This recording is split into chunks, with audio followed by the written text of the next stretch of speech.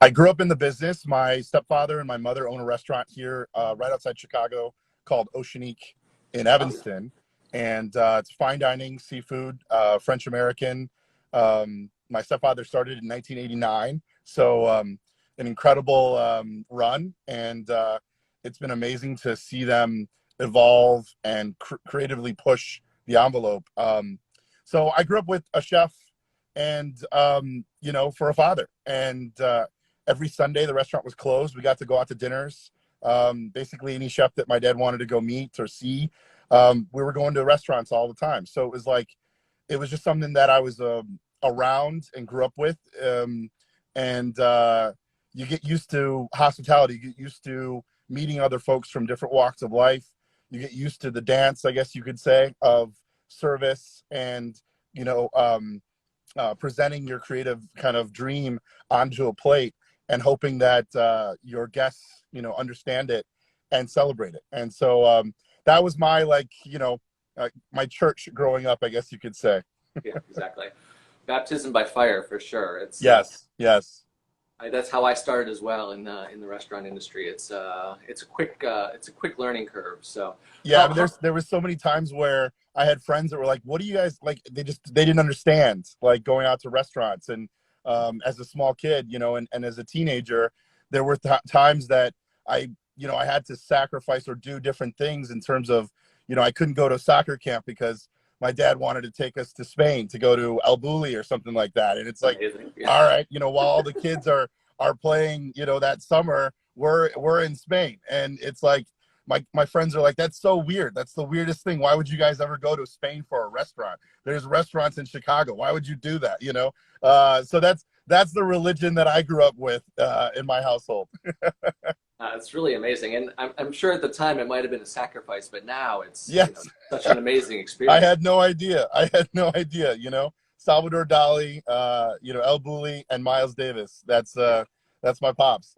Nice, amazing. So how did you do the transition from restaurants into working with Charles and other people who own Yeah. the I mean, I worked for my family about full time for almost 10 years. And I realized I wanted to dive further into wine, into the wine business. I got an opportunity to go work harvest out in Oregon. Fell in love with, the effort and the determination that it takes to make wine.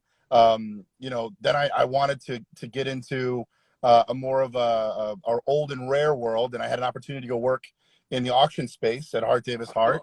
school. So I got a chance to work with some very passionate collectors from all around the world, working with some of the craziest wines ever. So I got a chance I said that's like my graduate school for SOM camp, I guess you could say, is that you have unlimited resources and incredible access to wines of all over the world with incredible provenance. Left Hart Davis Hart to go work for a wine importer, and I saw the other side of it. I loved being able to tie back into the restaurant hospitality world on and off premise, focusing on a few brands. And then I left to start my own consultancy, working with, tying in those collectors to the on premise and off premise with brands. And then I got an opportunity to meet the team at EPI that owns Charles Heidsieck, the family that owns Charles Heidsieck. And we had a very long initial discussion about life, about the wine industry and about the champagne world, Yep. and specifically about Charles and the history of Charles. And 3 months later, I moved to New York to, really bring the brand back into the front center stage at, in New York, the center of the wine world, I guess you could say.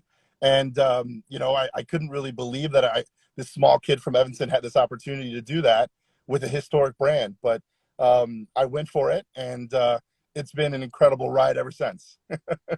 Well, congratulations, and I know you've had just extreme success, but I want to talk, and for people who aren't as familiar with you, about your unique style, and I think it's awesome. I mean, you definitely have more of like a rock star, you know, bold, brash, in your face, but fun, friendly, and making wine accessible. So tell Yeah. me just a bit about kind of what makes you and your style Oh you. man.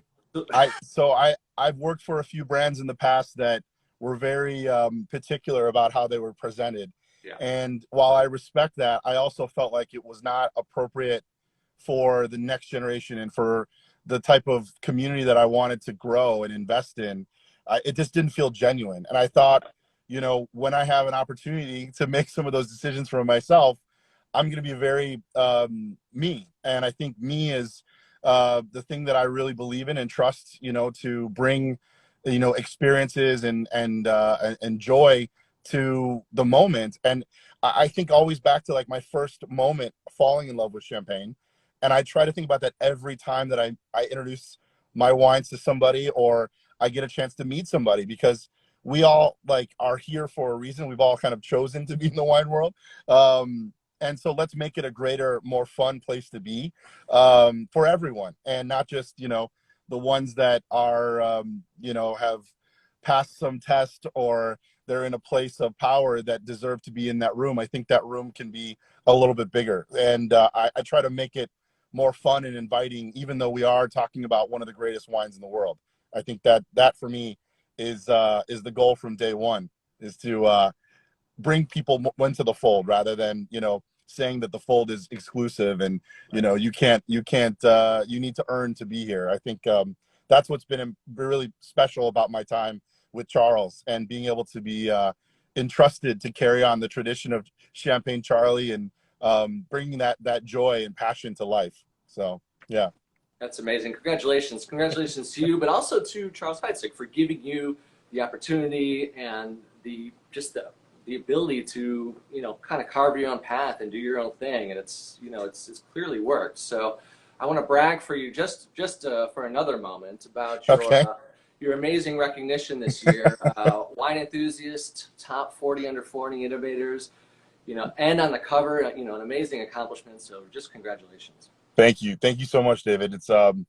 It's literally been a dream come true. I mean, I realized that when I moved to New York, I was like, we've got something special here. I'm ready to take on I think the challenge of bringing, great wines to the table, and passion and energy.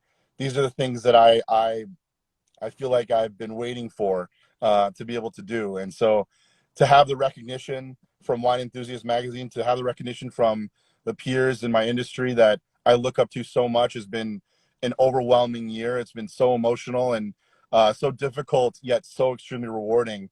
I was telling my boss yesterday that this is by far the most difficult year I've had, but also the most rewarding year I've ever had. And I think that's just the icing on the cake, is to see my goofy mug on the cover of the magazine. This is where we are. I think about the emotion and the challenges that we all had to overcome last year. And when I was taking that picture, I didn't know I was going to be on the cover. They didn't tell me until everyone else found out. So I knew I was going to be in the magazine, but I didn't know I was going to be the cover. And I was just thinking about being in the magazine with those 39 other individuals that are so passionate and so accomplished. I was just so proud to be a part of the group that I needed to celebrate that. And then to be on the cover, I was like, wait, what's going on here? It was a big surprise and shock to me, but it was incredible to hear that it was well intentioned, and they did plan to have me on the cover. I didn't know it, and they didn't tell me. So I was just so honored and touched by that, to be seen in this industry for, it's just incredible to have kind of the light on you for, whether it's a couple minutes or 20 minutes, whatever. It's really special, and it just reminds me that, we're out doing the right things and we're moving in the right direction, and that, hard work and dedication really does pay off. I think those are the things that I think back of the last couple of years, but more importantly, my entire career, is that I've not been one to slow down, and I'm not the one that really looks for awards or accolades. It's just about getting the job done and growing the community of people that love and are passionate about great wine and want to share it with others. And so for this acknowledgement, I was just like, wow, like speechless. So really is incredible year. And yeah, I still can't even believe it.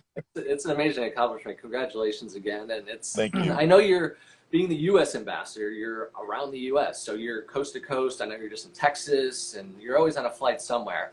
But the other thing that's really interesting, I think, about your brand is really Instagram and how you've, you know, taken Instagram and really branded Charlie Chats and engage with people directly in this difficult last few years where we couldn't engage. And, Yeah, yeah. and we've tried to do, you know, a similar thing with these Touton lives, which have been successful. So it's you know, it's really, you know, being an innovator and thinking quickly and re-engaging people. It's you know, we've taken a lot of cues from you as well. So, you know, Yeah. congratulations.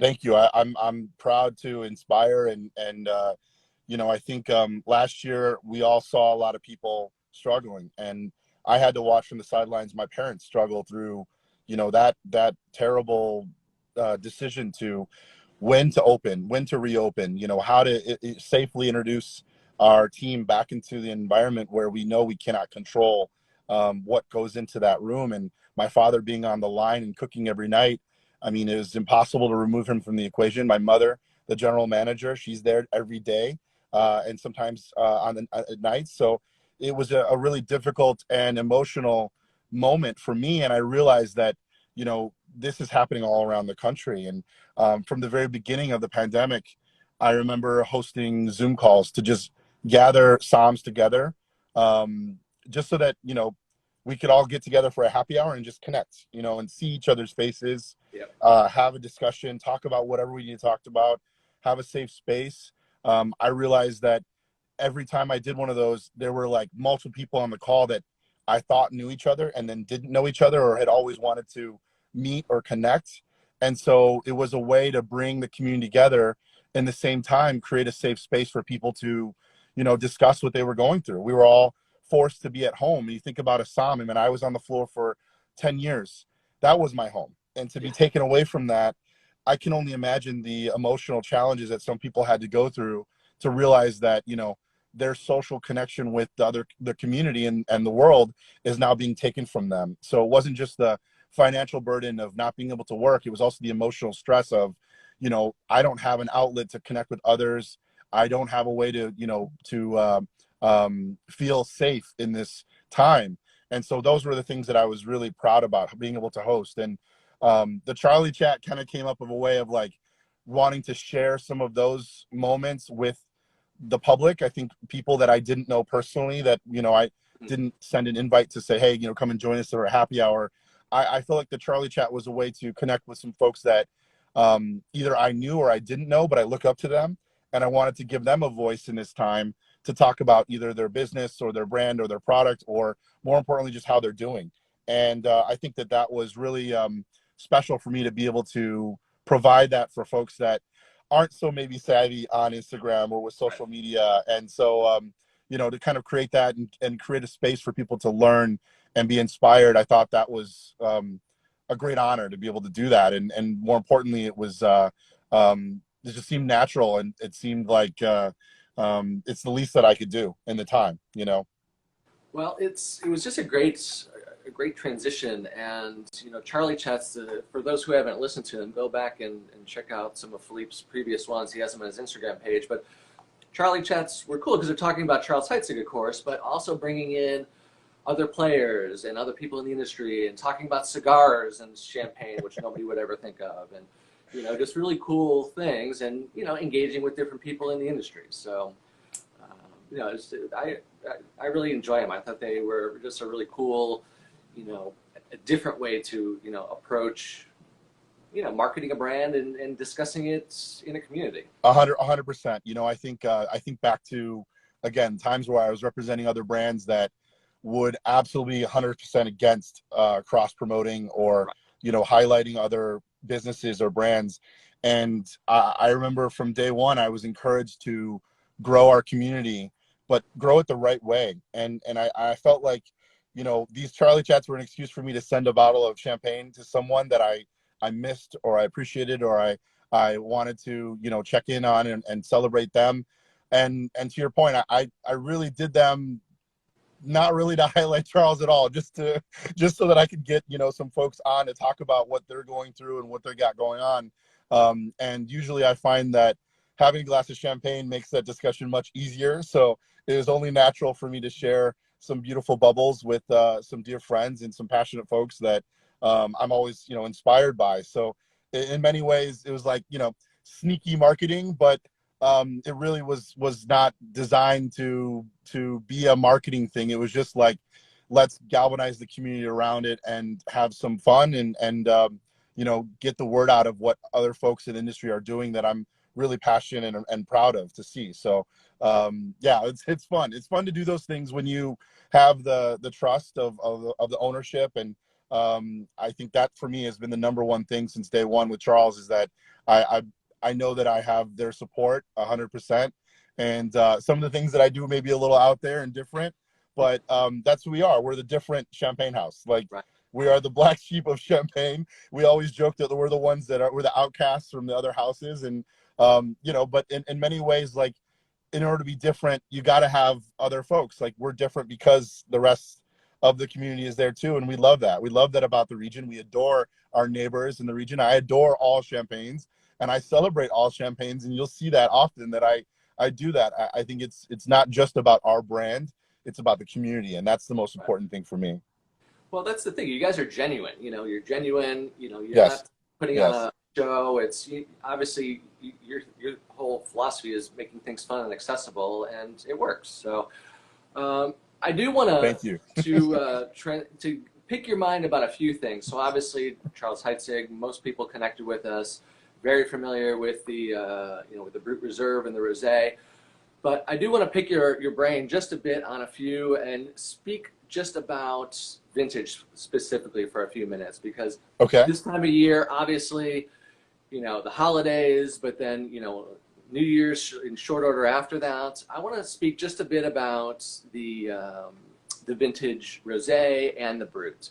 Okay. So let me find an image here's the Brut 2012, which we currently Yes. have in stock.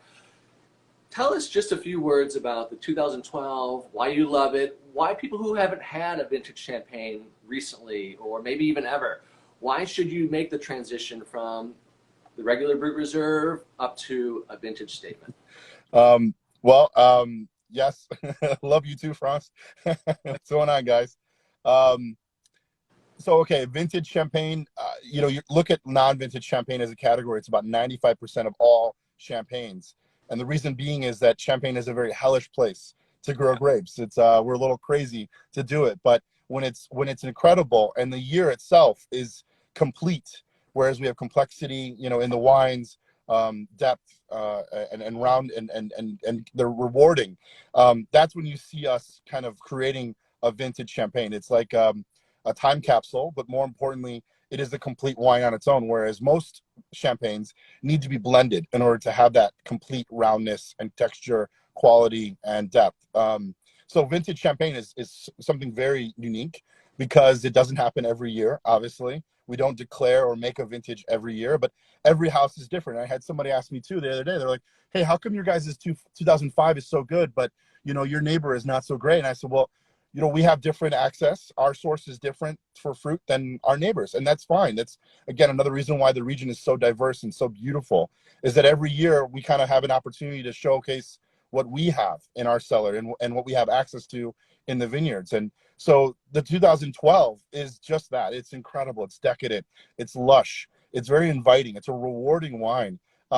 Think of the Brut Reserve, but in 4K, high definition. This is my kind of way of explaining what vintage champagne is for us at Charles. This is a wine that is 60% Pinot Noir and 40% Chardonnay only. And most of the time, this wine is resting in the cellar, but we see how available and accessible it is now. Typically, our wines usually need a lot of time, and the 2012 was such a lush vintage, complex, and complete that you really can enjoy it now. I have some that I'm going to definitely hold on to, but it's hard to do it. They're dangerously delicious right now. That's the thing, and I've had the 2012. It is, like you said, dangerously approachable, but Yes. those wines will go easily another 10 plus years. Yes, of course. It's built to last, for sure. So tell us a bit about the Rosé, because currently we have the 2006 in stock, which is amazing to have something with that much bottle age that's readily accessible and available. So tell us just a few words about that, if you don't mind. Yeah, the '06 was a very decadent style wine. The vintage itself was very lush and fleshy. The 2006, we have a 750, and we also have Magnums. I've been fortunate to try both, and I can tell you that there's this incredible black cherry cream component that every time I open a bottle, I'm just like, this is like, it's like a Dannon fruit at the bottom, like the black cherry on the bottom of the yogurt, or puff pastry with vanilla creme and your cherry. It's a fascinating wine. It's delicious. It's decadent, but I find that these wines they have so much structure and complexity. Right. Vintage Rosé for us is, I think, our most powerful expression in complex wine. I think a lot of times people look at rosé and they say, "Oh, wow, that's a very feminine wine," and I think it's completely the opposite. It's the most complex, decadent, powerful wine. So I think this is a super athlete of champagne. Is that so? Whether it's female or male, this is the track star. I guess you could say that is defined and is outgoing. I think that for me is the beauty of rosé champagne. It's my favorite, maybe, as you can tell. I agree with you, and I think it's especially the Charles Heidsieck Vintage Rosé. I think it's a sommelier's dream, because this is a wine, a champagne that screams food, and it's so diverse. Yes. You could do it with duck, you could do it with lamb, even. You can really get creative with it. Yeah, and David, it's even better with the cigar. I promise you that. Okay, so that's a new one I haven't done. I've seen you do it, but so the holidays are here. Why not? So. Yes. It's a special occasion, and I think my favorite part about a cigar and champagne is that when you light up a cigar, you can't leave. So that means that you're stuck with the person you're having the glass of champagne and the cigar with, and usually you learn about that person across the table from you a little bit more than you did before, whether you've known them for a long time or just meeting them for the first time. I think it's an incredible moment to share with someone else, and the pairing is phenomenal, because you have this weight and this earthiness from the cigar, and then you have this beautiful bright decadence on your palate from the champagne. So I think they're a match made in heaven, honestly, and I think Winston Churchill would agree. Yeah, for sure. That's a good philosophy. I haven't thought of it like that. I like in the champagne, the acidity cuts through and kind of balances it out. Okay. Yes. All right, you sold me. Yes. I'm with you. Okay. So speaking of celebrating, let's cap it off with Blanc de Millenaires. Oh, yes. 2006 in stock. Tell us just a bit about this and what separates it from the rest of the line. Yeah, Blanc de Millenaires, I call this the Dark Knight of champagne. It is literally the Batman wine of the region. It's one of those things where you maybe have never heard of it before, or if you have, it's very elusive. Extremely small production. It's 5 different sites that we source the wines from every year. When it's made, it's only been made 6 times since 1983, the first vintage. Wow. And this is an identity and a celebration of our cellar. So the Claire is a chalk cellar that we own 47 individual caves underground. That's it right there. And so the Blanc de Millenaires is a celebration of that. It's the white of the millennia. And this cellar is 2,000 years old. So you have a celebration of history and a place coming together. So it's 100% Blanc de Blanc, on lease for 7 to 9 years, depending on the vintage that we release. The '06 is a very lush and decadent representation, but it is 100% a Blanc de Millenaires. And there's been times where the wine has been made and it hasn't been worthy of the Millenaire name, so we just declassify it and do a vintage Blanc de Blanc.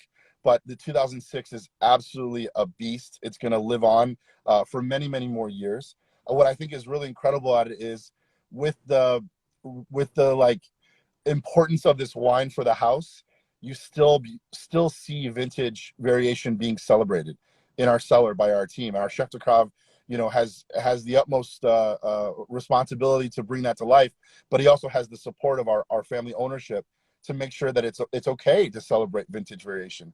And that's him. That's the real right there. That's the man. So yeah, I think that is a match made in heaven, is to have a extremely talented winemaker and a team sourcing incredible fruit, and having the support of a family that says, look, you go and do what you need to do to make the best wine you possibly can. And Blanc de Millenaires is just another example of being able to showcase what selection and access we have at Charles, but also the winemaking team and the space that we have to make our wine. So it's actually not our tête de cuvée, but it is something very special. So it's like our Batman, and then we have a Superman wine as well, which will be coming very soon. Oh, very cool. It's just the range. I love the range of your wines, and it's great because you have the entry level, and then you have something special, and then you have some really special things, which you know, it really helps round it out. But you know, if you're looking for that super special gift, Blanc de Millionaire, I mean, that's what's not to say. Yes, I think everyone deserves to try that wine at least once in their life. It is it's a magical experience. For sure. So before we sign off, I was hoping you can give us a bit of a preview of 2022. Anything fun and interesting on the horizon? Anything you could share with us? What's kind of trending? What's happening? So I've been looking at ways to not only grow our community, but share Charles in a very passionate life. And I'm a big fan of motorsport. And so I'm excited to announce that we are the official champagne partner of Ferrari Motorsport for 2022. So every race that Ferrari does here in North America, you will see Champagne Charles on the podium and at all of the bars. So I'm super excited and thrilled about that. It's a dream come true to have two of my worlds colliding. But again, you know, something for me that's near and dear to my heart. But I think our wines deserve to be on that stage. And what's amazing is that the Ferrari team agrees and they believe in it too. And I think that has changed our our world dramatically to be kind of involved in these types of experiences. And you see how champagne can be obviously a celebratory experience, but also a part of everyday life. And so that's a big moment for me to celebrate. And I'm looking forward to next year. I can't wait. That's crazy. Congratulations. That's an amazing collaboration. And I've been wondering why on your Instagram, I'm always seeing you with Ferraris. So now it's starting to make sense. Yes. You know, I after last year, David, I realized, you know, we really need to continue to live our lives and celebrate our passions and dive into them. And motorsport is something that I grew up with, being around and always looking at from afar. And to be standing on the track with a bottle of Charles is a dream come true. I mean, I can't even believe it's happening. And I had a couple opportunities this year to do a couple events with Ferrari, and we've officially created the partnership now for all next year. So it's going to be a very fast year. I got a chance to take some bottles around the track at Indianapolis Motor Speedway, and so I can guarantee you that Charles Heidsieck is the fastest champagne around the historic International Motor Speedway. We're the fastest champagne in the world by far. I love that. So it's good new branding. You know, we're the fastest. Not only we're the best, but we're the fastest. Thank you to Ferrari for helping us get around the track. But you know, it's really is it's exciting, and the year ahead of us is just starting very soon. But I know it's going to be an incredible ride again after a year like this. I see the emotion and the dedication for the team back in Reims, and I see the incredible dedication that your team has with us, and just as we all work together, growing this brand, but more importantly, growing the community. It's really exciting. And one last thing I know I mentioned, so Blanc de Millenaires is not our tête de cuvée, so it's our Batman, and our Superman tête de cuvée is, of course, Champagne Charlie. And I have a feeling that we will see Champagne Charlie next year. So I'm very excited to announce that we will see Charlie return, and Superman and Batman will be back on the stage together. Nice. All right. Exciting news. So something to look forward to for 2022. Yes. And, yes. Thank you again, Philippe, and for the whole team. It's just a pleasure to work with you. Thank you, David. So proud of you guys. Keep on rocking, and I think there will be some plenty of champagne in the new year. Thank you, guys. Excited for that. Thank you, everyone. We'll sign off for now, and we'll see you next year. Cheers, everyone. Cheers.